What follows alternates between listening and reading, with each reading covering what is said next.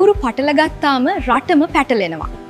අකුරු කිහිපයක වෙනස දන්නා සහ නොදන්නා මිනිසුන්ගේ අර්ථ විවරණයන් මේ දවස්වල ඇසෙන්නට පටන් අරන්. e-buddies buddy.net උනේ කොහොමද?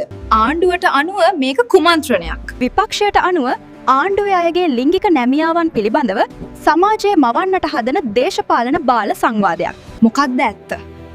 යථාර්ථය මේ සමාජයෙන් බොහොම දුරින් තියෙන දෙයක් නිසා ජාතික අධ්‍යාපන ප්‍රතිපත්ති සැලසුම් හදන ප්‍රධානතම ආයතනයන්ට මෙහෙම වැරැද්දක් වෙන්න පුළුවන්ද? හැබැයි අවුරුදු 76ක් ගැන කියනවනේ.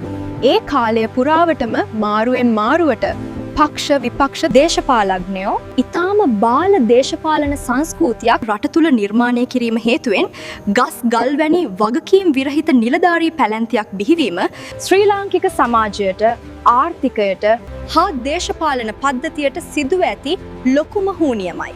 එහි ප්‍රතිඵලය තමයි වැඩකට නැති සංවාද සමාජයේ සාමාන්‍ය දෙයක් බවට පත්වීම. වැරදීමක් තුලින් දේශපාලන වාසි ගන්න බලන් ඉන්න පක්ෂ විපක්ෂ දේශපාලකයෝ ඉන්න රටක රටේ ජනතාව කෙසේ හැසිරිය යුතුද?